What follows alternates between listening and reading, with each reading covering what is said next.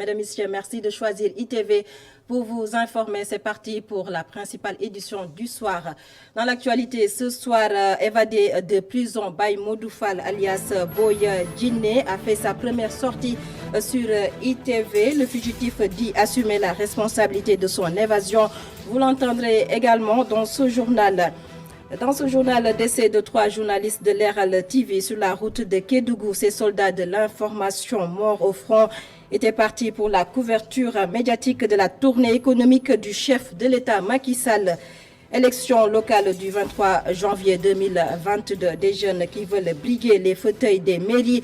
Une nouvelle tendance des Dakarois donnent déjà leur carte. Le reportage de Pape Mbaye Diao que vous aurez également dans cette édition. Et puis, Fenêtre d'Afrique, la rubrique s'intéresse aujourd'hui au Mali. Dans ce numéro, il est question de la suspension du pays des institutions de la CEDEAO. Ce en réponse au double putsch des militaires maliens. Vous aurez aussi l'actualité sportive, l'affaire de Pape Malick Diawa. Voilà pour les titres, le développement, c'est juste après ceci.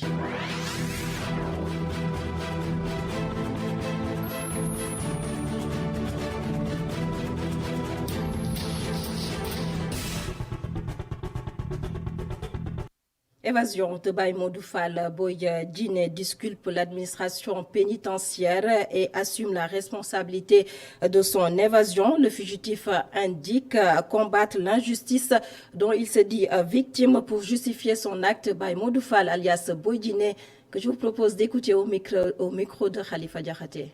Lisant méthode la man choisir pour combattre l'injustice parce que l'injustice ñu koy xeex nu nekk ci grève de faim lañ njëkke woon. C'est ma manière de combattre l'injustice. J'ai commencé par une grève de la faim.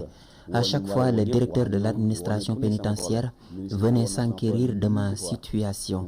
Il a fait beaucoup d'efforts. Il a appelé le ministre de la Justice, le procureur général à maintes reprises, le procureur de la République, le doyen des juges. Il a tout fait pour régler mon cas. Mais c'est un directeur. Il n'est pas en mesure de prendre toutes les décisions.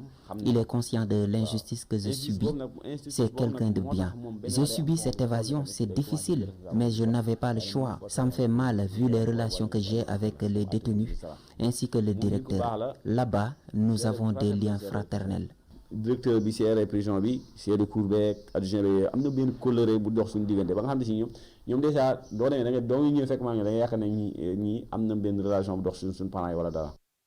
Suite à cette évasion de Boy Djiné, alias plus connu sous le nom ou bien Boy Djiné, à l'état civil Baye Modoufal, un tour à Liberté 6 près du camp pénal où il était détenu. Sur place, difficile de faire parler les riverains, surtout en ce qui concerne l'opération d'identification de véhicules qui a été menée ce matin. On suit le reportage signé Momodou Dia. Baye Modoufal alias Boy Djiné s'est évadé de la prison du camp pénal Liberté 6. Selon l'administration pénitentiaire, le détenu a bénéficié d'une aide. Aux alentours de la prison, une opération d'identification des véhicules a été menée ce lundi matin, mais certains riverains ne sont pas au courant, comme cet habitant de la cité pénitentiaire assis devant sa maison à côté de sa voiture. Je ne suis pas au courant. Ils ne sont pas venus en tout cas chez moi. Mon véhicule est là bâché. Et personne n'a sonné à ma porte. Je n'ai pas constaté qu'une quelconque personne ait eu touché à ma voiture. Les circonstances de l'évasion de Boy Djiné laissent présager une assistance intérieure ou extérieure selon l'administration pénitentiaire. Notre interlocuteur épouse cette thèse. Oui, en fait, comme tout le monde, je suis allé sur les réseaux sociaux. J'ai pu voir les images de l'évasion. Une fenêtre qui a été fracassée et une corde attachée sur un poteau implanté sur la ruelle, qui donne juste derrière chez moi, et qui a permis l'évasion. Pour moi, en tout cas, je ne suis pas un expert dans le domaine, mais pour moi, normalement, il a dû bénéficier d'une aide extérieure. La prison, placée dans un quartier de haute sécurité, cette énième évasion inquiète ce riverain.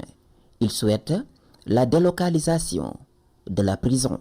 Pour moi, cette prison-là devrait être déplacée. Ça, c'est clair. une prison ne pas être dans un centre urbain comme ça, avec toute cette population tout autour. Déjà, même du point de vue de la discrétion, pour moi, ça ne devrait pas se faire. À mon avis, cette prison devrait être déplacée. On sait que cohabiter avec une prison, ça expose, parce qu'aujourd'hui, la personne qui s'est évadée pouvait bien enjamber notre mur, entrer dans notre maison.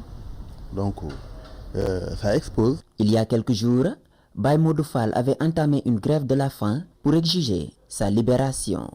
Boy Djiné, surnommé l'as des évasions, a de nouveau pris la poudre d'escampette, une dizaine d'évasions à son actif. Les forces de l'ordre sont à ses trousses. Mamadou Dian, toujours dans l'actualité judiciaire, affaire Pape Ndiaye, nous en reparlons. Le journaliste a été condamné à 1 an, dont 3 mois ferme. Le verdict est tombé ce 31 mai 2021. Pape Ndiaye a été déclaré coupable du délit d'escroquerie. Et nous parlons de tout à fait autre chose. Décès de 3 journalistes de l'Herald TV. Cela fait suite à un accident sur la route de Kédougou. Ces journalistes étaient partis pour la couverture médiatique de la tournée économique du chef de l'État Macky Sall. Nous écoutons à ce propos Momodou Sissé, coordonnateur de l'Herald TV, au téléphone d'Alassane Samba Diop. Bon, moi j'étais à la maison. J'étais à la maison, je ne sais pas encore au bureau. Et ils m'ont appelé au téléphone pour me dire que voilà, les gosses ont fait un accident. Donc quand ils rentraient à la maison, donc pour la tournée économique du président, maintenant ils m'ont dit qu'il n'y a qu'un seul survivant. Donc je ne suis pas encore au bureau, je suis à quelques mètres du bureau.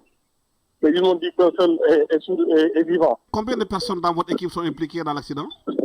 Donc ils étaient 4, 2 journalistes, un cadre et un chauffeur. Donc ils m'ont dit que seul un des journalistes est vivant. Les 3 sont décédés? Bon, c'est ce qu'ils m'ont dit. J'ai pas encore la confirmation. J'appelle, mais ça sonne dans le vide. J'appelle l'autre, ça sonne, je les appelle, mais ça sonne dans le vide. Donc d'ici quelques minutes, peut-être quand j'aurai la confirmation, je vous dirai. Par ma voix, le groupe Emedia Invest présente ses condoléances à l'Herald TV et à toute la presse sénégalaise. À Pikine, le collectif Sama Souf Moyok Sama Armel sonne l'alerte. Il réclame 12 hectares pour l'extension des cimetières. Face à la presse ce matin, les membres du collectif dénoncent ce qu'ils appellent le mutisme des autorités face à cette situation. Les précisions de Mamadou Lamine Fatija. Le combat pour l'élargissement du cimetière de Pikine, mené par le collectif Sama Souf Mayok Sama Armel, s'intensifie. La plateforme pour le développement durable de Mbao entre dans le jeu pour dire non à la dilapidation du cimetière de Pikine, selon leurs termes. Depuis 2011, nous alertons en disant que le cimetière est en train de devenir plein, mais aujourd'hui, c'est en train de se transformer en fosse commune et un cimetière qui doit être un lieu de repos de nos disparus, un havre de paix, mais qui se transforme en zone de tension liée au fait qu'effectivement, tous les jours, il y a des conflits entre les populations de Pékin, n'est-ce pas, donc, Soul Nen Samakaw Yaay, Soul Nen Samakaw Papa, Tabakh Nen Samakaw Bamelo Papa, parce que le cimetière est plein et aujourd'hui, on est en train de superposer les cadavres. Ce qui n'est pas du tout élégant, parce que ces gens qui reposent ici, ils ne peuvent plus rien faire pour eux-mêmes. C'est nous, vivants, qui pouvons, n'est-ce pas, donc, veiller à ce qu'il y ait de la décence dans la manière dont ils reposent ici, en espérant ultérieurement que justement on s'occupe effectivement de nous une fois qu'on passera dans d'autres mondes. Parce qu'on ne peut pas légitimement vouloir déclasser encore 10 hectares de la forêt de Mbao au prétexte d'ériger un cimetière, alors que derrière le cimetière de Pékin, il y a le titre foncier DP50 qui fait 12 hectares. Point 7, mais qui fait l'objet, n'est-ce pas, donc, de bradage, qui fait l'objet d'un tong-tong foncier, avec la complicité des autorités, et c'est d'ailleurs la raison pour laquelle peut-être ils veulent nous déplacer en bas. C'est la raison pour laquelle nous lançons ce cri-là, ça soit restitué aux Pikinois pour que justement on puisse y procéder à l'extension du cimetière de Pékin. Les autorités locales ont été interpellées à plusieurs reprises, mais aucune réaction de leur part, selon les membres du collectif Sama Souf Mayok Sama Armel. Conséquence, ils comptent envahir la rue le 27 juin 2021.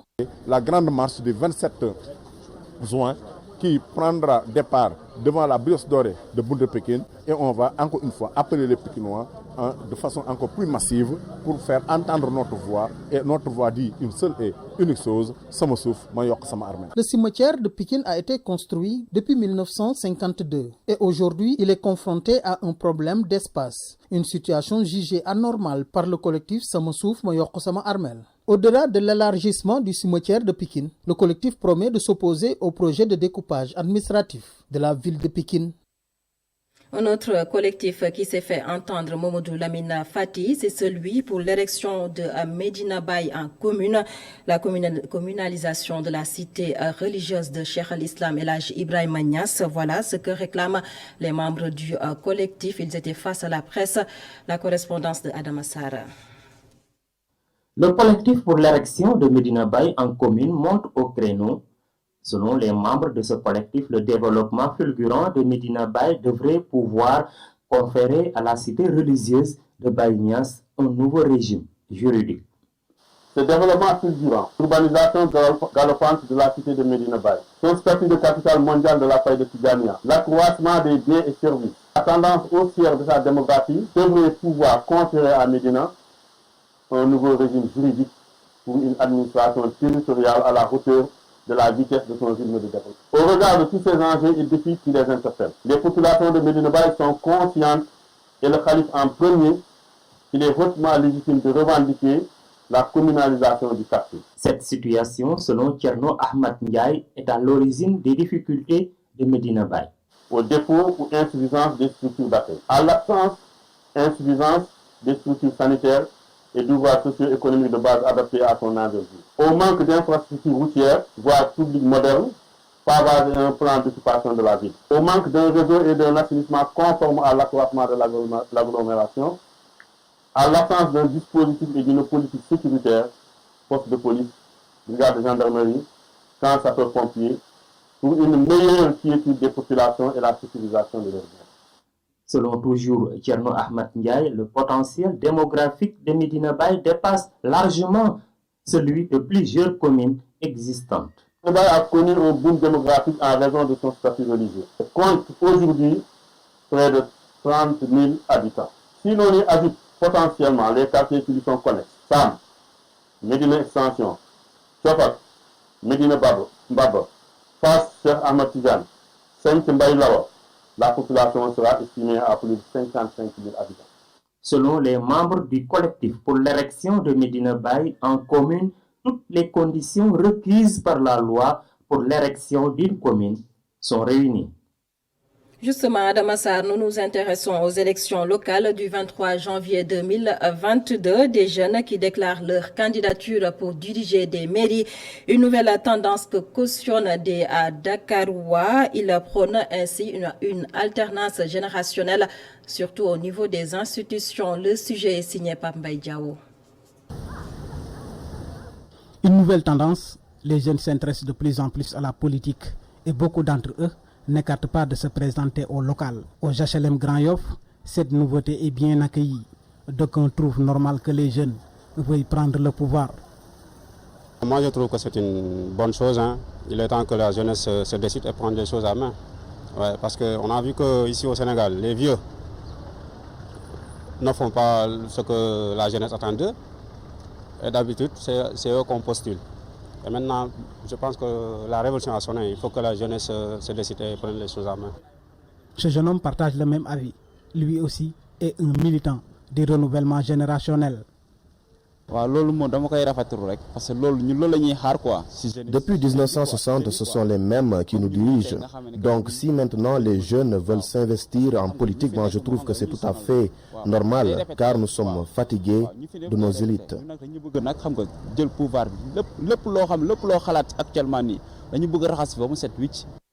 Cet homme habite aux Parcelles Assainies. Les nombreuses candidatures des jeunes montrent à ses yeux que c'est cette couche de la société qui a plus besoin de changements.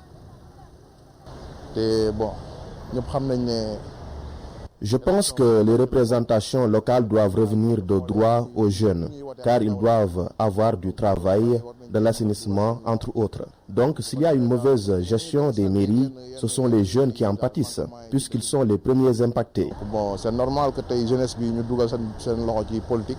Les élections locales sont prévues dans moins de 6 mois, mais déjà, des candidatures sont annoncées et les jeunes y figurent en grande partie. Bonne nouvelle pour les populations qui rêvent d'une relève politique de qualité. Pambaya Diao, nous nous rendons à Niayhaye, une des localités les plus enclavées de la région de Dakar, la capitale sénégalaise, située dans la commune de Yène. Les populations de Niayhaye font face à d'énormes difficultés, manque d'eau, manque d'électricité, un manque criard d'infrastructures sanitaires, pour ne citer que cela. La correspondance de Babacar Sek. À entendre les populations de Niayhaye, un village de la commune de Yène, dans le département de Rufisque, tout va mal. À Niayhaye, il n'y a ni eau ni électricité, encore moins une route praticable. Imaginez un village qui se trouve dans la région de Dakar, qui n'a pas d'électricité, qui n'a pas d'eau, qui n'a pas une route praticable. Là c'est incompréhensible, on ne peut pas le comprendre. On entend souvent à la télé, on nous dit Fouta Tampi, mais ici dans cette région de Dakar, la capitale, c'est beaucoup plus difficile. Pourtant, les installations électriques existent dans le village. Cependant, depuis plus de 2 ans, les populations attendent la lumière. Mais nous, on ne comprend pas qu'est-ce qui se passe, franchement. Mais on a besoin de l'électricité. Aujourd'hui, on parle de digitalisation, on parle de cours en ligne. Mais comment un étudiant ou un élève peut faire des cours en ligne sans l'électricité? Ce n'est pas possible.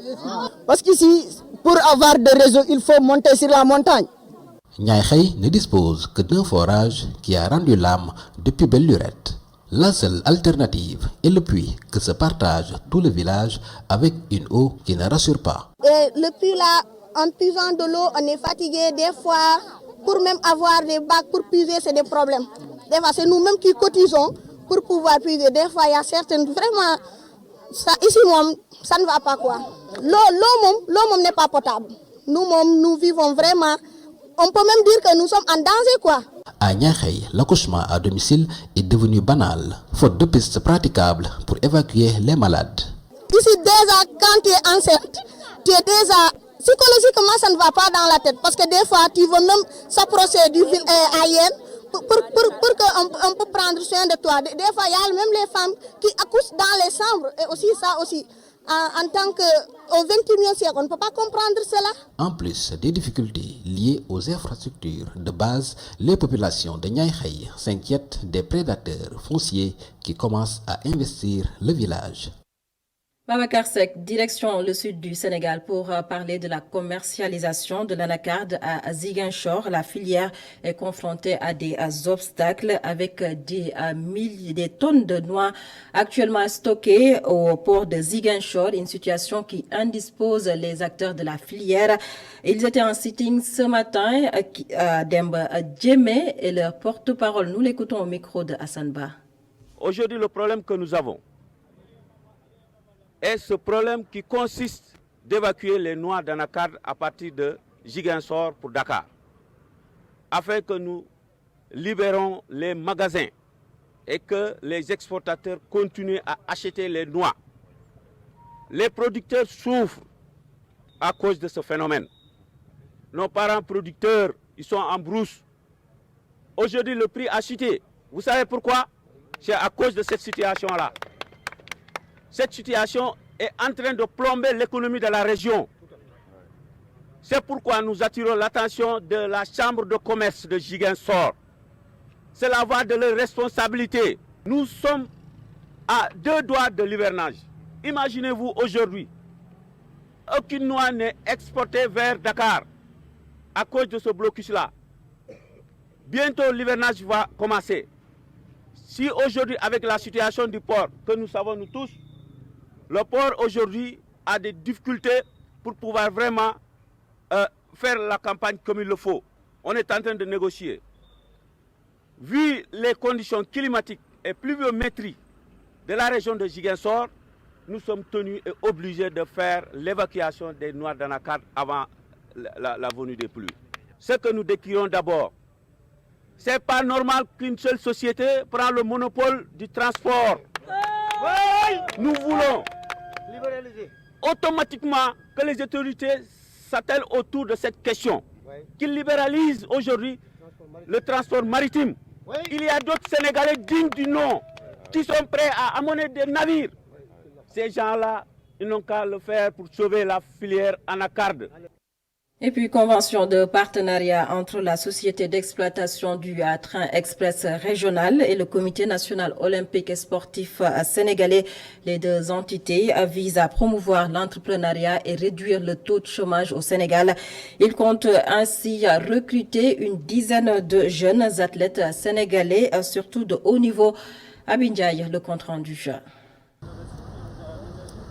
Contribuer de manière efficace et pragmatique à comment les jeunes pourront avoir l'emploi et bénéficier d'une formation professionnelle. Une ambition bien réelle de la société d'exploitation du TER et le CONOS, Comité national olympique et sportif sénégalais, à travers cette convention de partenariat signée aujourd'hui. Une collaboration qui permettra justement le recrutement de 10 jeunes athlètes sénégalais de très haut niveau prochainement. L'accord entre la CETER et le comité olympique sénégalais, c'est une dizaine de jeunes jusqu'aux Jeux olympiques qui vont en bénéficier. Mais nous avons fait un appel à ce que d'autres entreprises sénégalaises, d'autres entreprises françaises se saisissent de cette opportunité pour recruter de ces jeunes qui leur permettent de s'entraîner, de continuer à développer leur sport tout en ayant un emploi. L'opération Trace Academia, c'est 25 millions de jeunes en Afrique que Trace Academia a comme ambition de former, avec un grand nombre ici au Sénégal. Et l'opération Choose Africa reflète bien aussi cet état d'esprit. Le mode de recrutement ne requiert pas trop de compétences, selon Stéphane Volant, président de la société d'exploitation du TER. Les critères de recrutement, ils sont assez simples. Il y a des critères sur lesquels ils n'ont pas besoin d'avoir un diplôme. Typiquement, leur engagement, leur motivation, leur force de conviction. Ce sont des choses qui, avec le DRH de la CETER, nous allons valider. Le ministre français Riester est également revenu sur le projet du TER pour être au rendez-vous du délai. Écoutez, j'ai rencontré les entreprises qui sont mobilisées dans ce projet-là, les entreprises françaises ce matin, pour m'assurer que tout était fait pour accompagner le projet du TER à son terme de la meilleure façon possible, avec la meilleure qualité possible, avec les questions de sécurité. Il y a encore, on sait, un certain nombre d'essais à mener pour s'assurer de ces questions de sécurité, pour évidemment être au rendez-vous des délais demandés par le président Macky Sall. Cette cérémonie de signature qui a vu la présence de plusieurs autorités est une opportunité pour les jeunes d'obtenir plus tard un emploi et de se perfectionner dans les sports. Par ailleurs, cette opération entre en vigueur le 15 juillet prochain.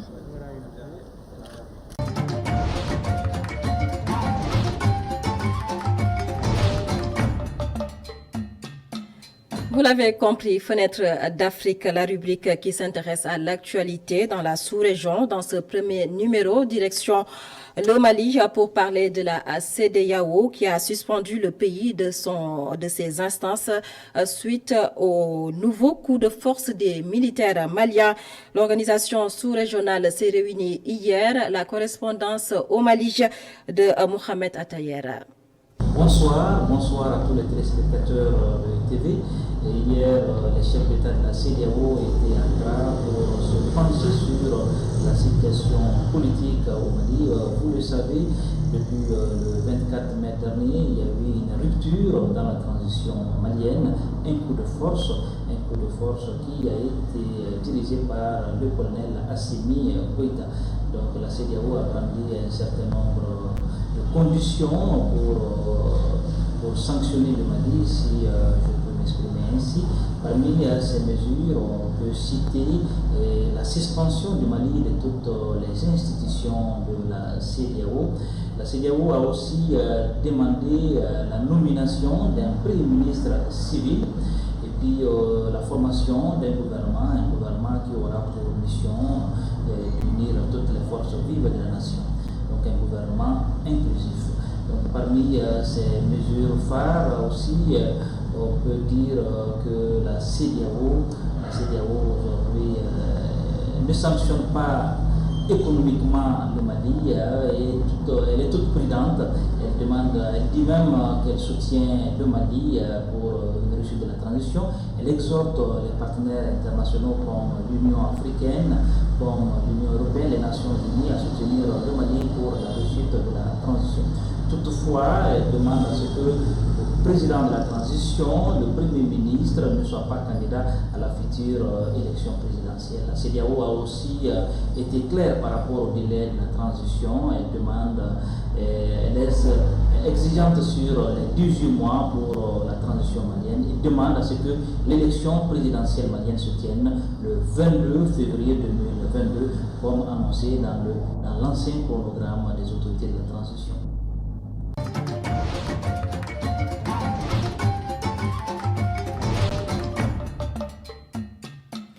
Nous nous excusons de la qualité sonore de cette correspondance de Mohamed Attayer. Toujours dans l'actualité internationale, Côte d'Ivoire, nous parlons du retour de Laurent Gbagbo, retour annoncé le 17 juin 2021. L'annonce a été faite ce lundi par Assowa Adou, le secrétaire général du Front populaire ivoirien. Après plusieurs semaines de tractations avec les autorités, le parti de Laurent Gbagbo a choisi la date du 76e anniversaire de l'ancien président pour rendre public celle de son retour dans son pays ce lundi 31 mai à l'occasion d'une cérémonie organisée dans une salle de réception d'Abidjan. Les discussions entre les proches de Gbagbo et les autorités ivoiriennes s'étaient accélérées depuis que la Cour pénale internationale CPI avait prononcé l'acquittement définitif de l'ancien président à la fin du mois de mars dernier. Tout de suite, les sports avec Pape Malik.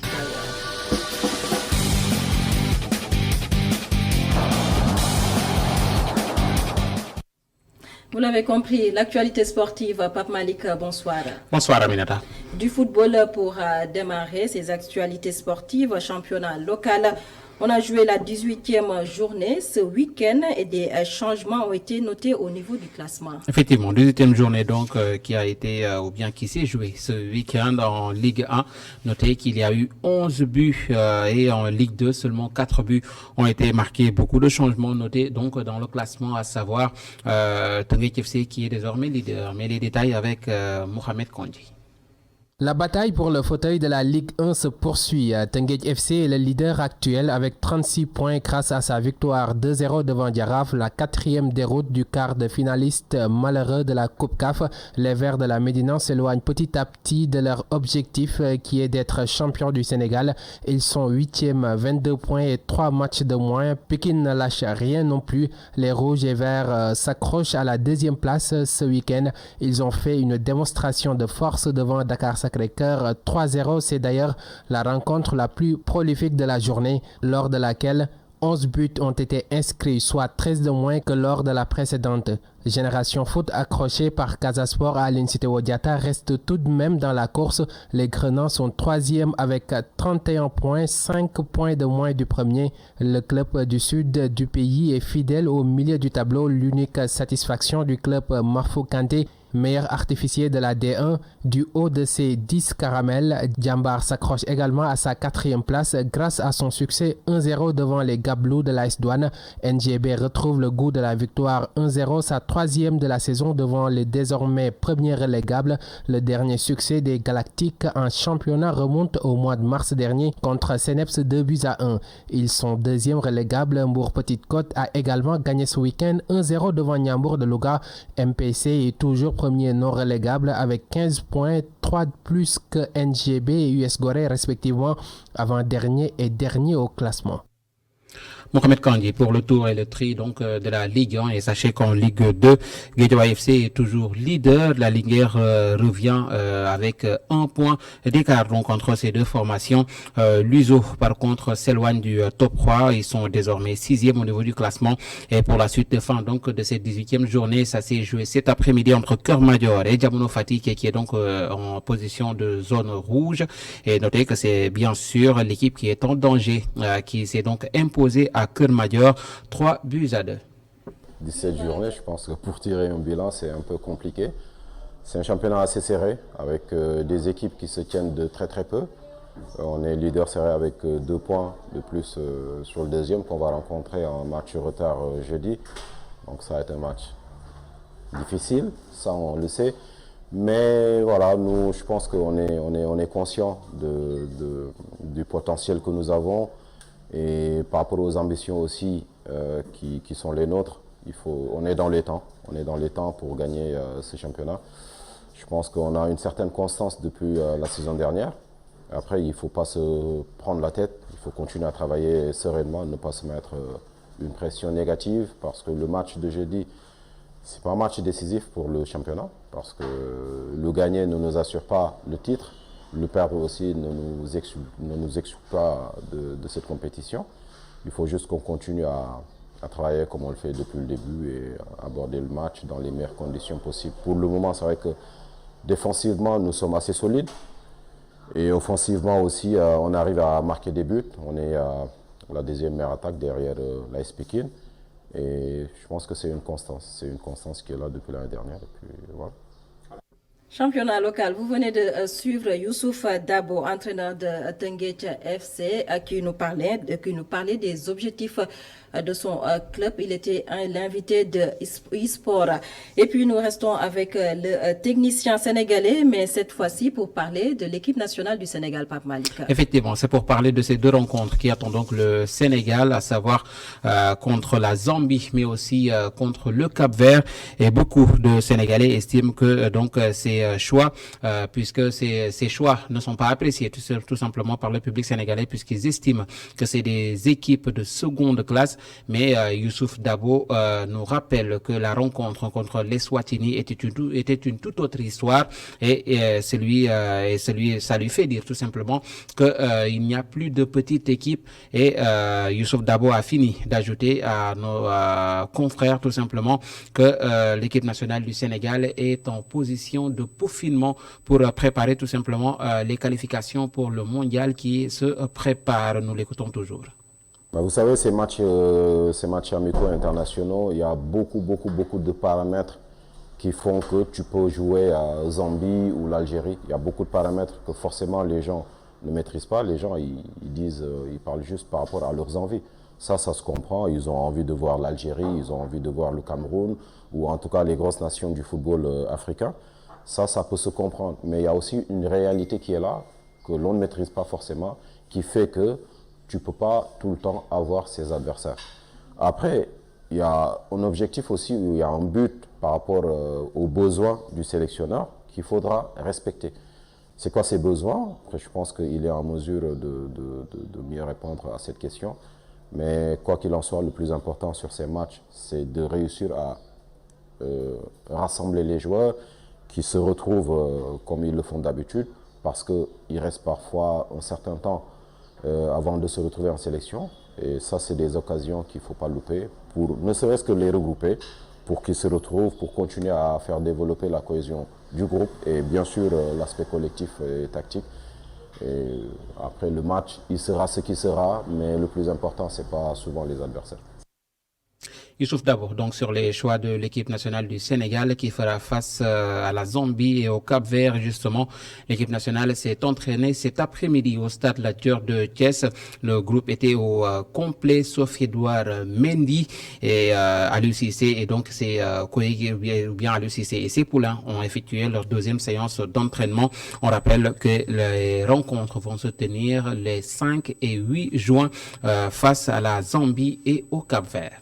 Pape Malick, football toujours, mais cette fois-ci hors de nos frontières. En Amérique, la Conmebol a retiré l'organisation de la Copa América à l'Argentine. Effectivement, à seulement 2 semaines du début donc de la Copa América, l'équivalent sud-américain de l'Euro, la Confédération sud-américaine de football, à savoir Conmebol, a retiré l'organisation de la compétition à l'Argentine, a rapporté ainsi le quotidien Olé dimanche, au lendemain d'un confinement instauré pour 9 jours. Le pays de Diego Maradona enregistrait ainsi 21 346 cas de Covid-19 et 348 décès, des chiffres qui n'accordent pas de trêve, et regrette ainsi le quotidien sportif. La situation sanitaire est jugée trop préoccupante pour accueillir l'événement attendu avec ferveur par tous les fans de football du continent.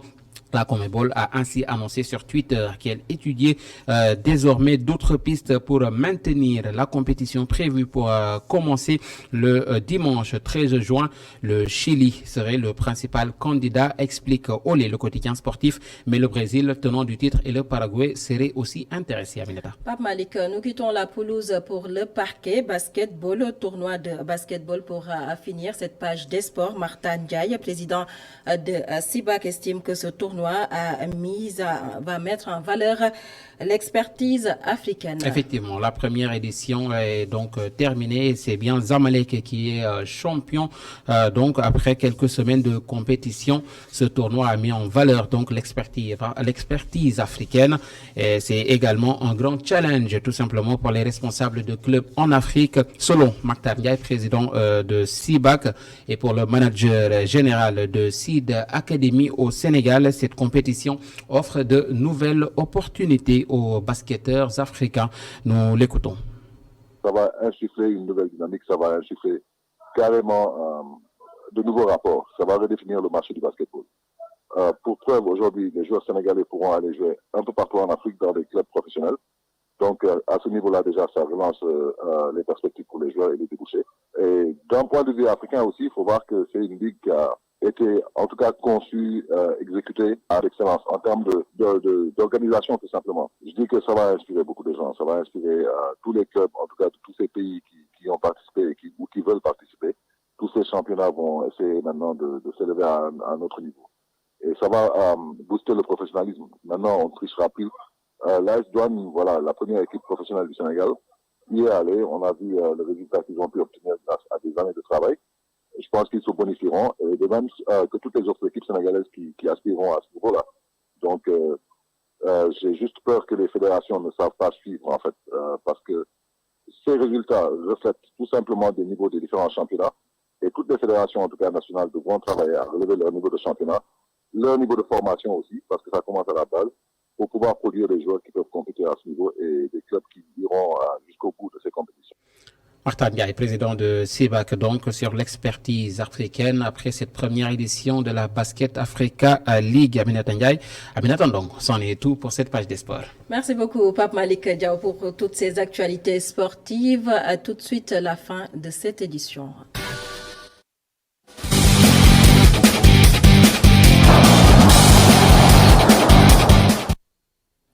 C'est la fin de ce journal. Mesdames, Messieurs, merci de nous avoir suivis et passé d'excellents moments en compagnie de nos programmes sur ITV.